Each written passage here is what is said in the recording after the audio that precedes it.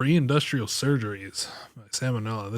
This can't be good. I mean, obviously surgeries had to have happened, but yeah, before like antibiotics or Hey anesthesia. kids, had a bad God. day? Well, could be worse. You could be living in a world without modern anesthetic. Yeah. Today, we'll be talking about some surgical procedures carried out long before the development of medicine as we know it today. Now, once you go back a certain distance, the line between operation and mutilation is pretty thin. So, for our Yeah. purposes, surgery refers to any bodily manipulation carried out with the intent of fixing some injury or illness. And away It's we fair. go. The very first surgery that we have historical evidence for dates as far back as 6500 BC. It's called Ooh. trepanning, which is a nice word for carving Oh, someone's frickin' skull open using nothing I've heard of this, and it actually surprisingly worked a lot of but a rock. times. Maybe a rock on a I stick mean, maybe if you were not lucky. In all as seriousness, many though, times you as can it see that a failed. good deal of care Yeah. went into the procedure, which lets us know that Yeah, I've heard about this, and some of these even show signs of like healing,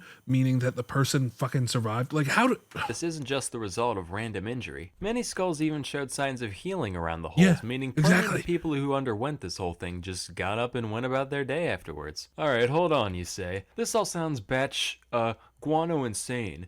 Bad No way this was that common Okay. of an occurrence. Well, friend, if you've been watching this channel long enough, you should know that if you give human beings the benefit of the doubt, chances are they'll prove you wrong. In Yeah. fact, so far, over 1,500 trepanned skulls have been dug up all Really? across the globe, from Europe to China and even the Americas. This means that between 5 and 10% of all skulls that we've found from the Neolithic period have had at least one man-made hole scraped into them. To put it this way, based That's on that crazy. data, there's a greater probability of someone born in the late Stone Age having their brain matter exposed by some shaman with a chunk of flint than someone born in the USA being a redhead. To this day, nobody really knows why this was such a common practice, but most theories Yeah, tend to that's- revolve around the idea of releasing some kind of dark supernatural force from the patient. Man, I'm getting real sick. Yeah, that's really weird. Like, and yeah, and it had to have done something. Well, I guess it didn't have to do something, but you know, it definitely was enough that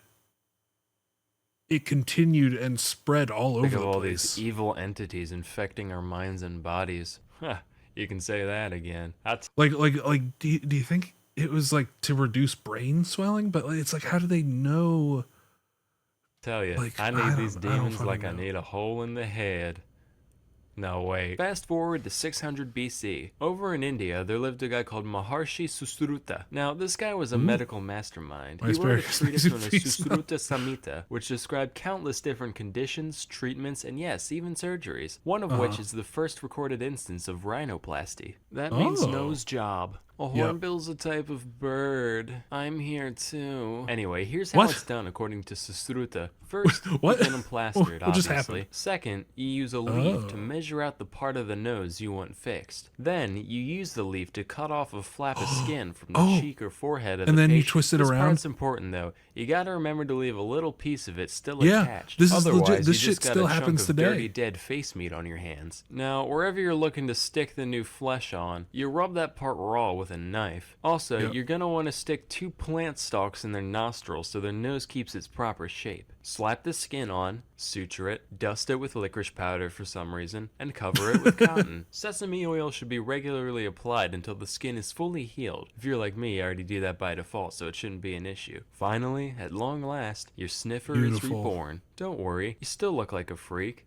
Just slightly less so. Moving on, our next surgery took place in 10th century Spain on Sancho the First Yeah, that of shit still Leon, happens. otherwise known as Sancho the Fat. Now, Sancho normally the back in the Fat. day, having some meat on your bones was a Spirit sign of animal. wealth and power and all that. But this guy was like TLC documentary tier, to the point where he could Was hardly that Aaron function as a Hansen? human being. So his constituents said, "Greetings, your thickness. Yeah, you can't be king anymore on account of you keep breaking every horse we give you, and nobody wants Aw. to wash between your accordion-like neck folds no more." After his adipose got him deposed, Sancho decided to seek medical help for his condition, under the oversight of well-reputed physician Hasdai ibn Shapurut, which is an anagram for paintbrush AIDS. Now, if there's one thing that medieval man understood, What it's practicality. Lap band, gastric bypass, belly balloon, these all exist to help people who don't have the self-control to stop eating so much on their own. But Dr. Yeah. Chapadou didn't believe in beating around the bush. He said, well, why don't we just stop the patient from shoving food into his own Oh greasy no. maw in the first place? And decided to just up and stitch the dude's lips together. Oh After the God. operation, the only nutrients that Sancho received came through a straw, in the form of a mixture known as thoriaca, which was a complex blend of several herbs, fruits, and seeds, including opium. It was basically the closest thing you could find to lean at the time, and lean he became, losing around half his weight before ascending to the throne once more. So this is Holy the part shit. of the video. Dude, that's crazy. He lost his throne because he was too fat, and then once he was